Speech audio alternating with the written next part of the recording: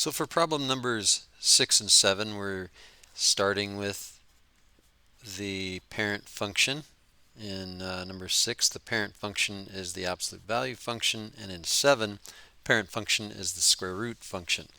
Now, if we apply the following transformations to the graph of each of these, starting with problem number 6, we're going to shift y equals absolute value of x up 6 units. And let's think really quickly here about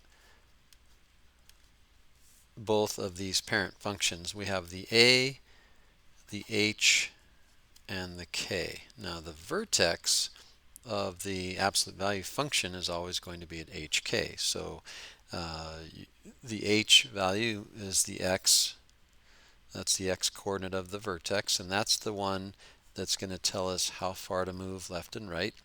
The k value is the y coordinate of the vertex, and that's going in the y direction. That's going to tell us how far to move the graph, to shift the graph up or down. And then, so we'll get to the reflection, but starting with understanding the shifting up 6 units means that k is equal to 6. You're going to replace, so we'll just do this in steps. So here's the starting point. Start here at y equals absolute value of x, shifting up. So if step 1 is to shift up 6 units, then we would just add 6 to the outside of the absolute value bars. Reflecting about the y-axis means that we're going to replace x with the opposite of x. So so thinking about f of x, if you replace x with the opposite of x, that's a reflection about the y-axis. Okay, and then finally, shifting right 2 units means that we're going to replace x, with x minus h, but right 2 units is x minus 2. So x minus 2, h is equal to 2. So 2 follows the x minus, and this is the tricky part. We're going to replace x with x minus 2.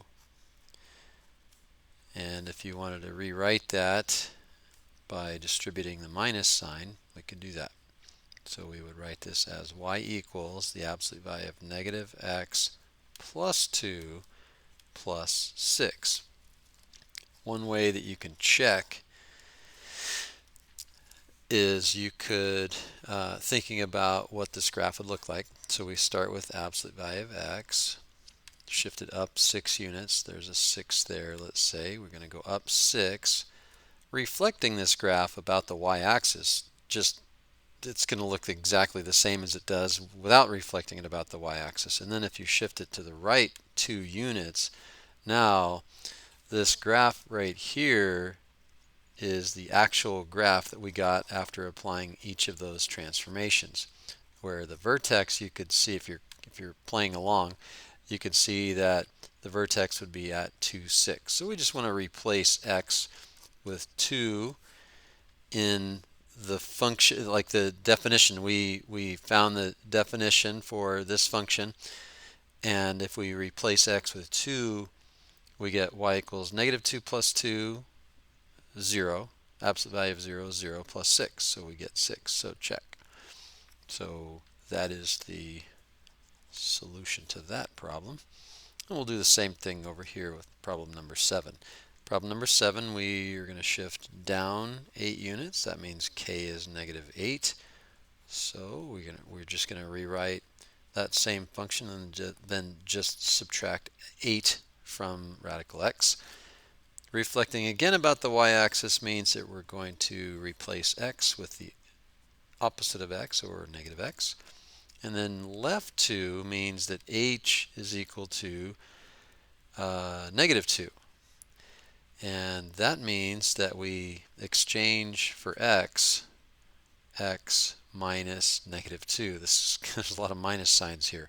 So we're going to replace x with x minus negative 2. In other words, we're going to replace x with x plus 2.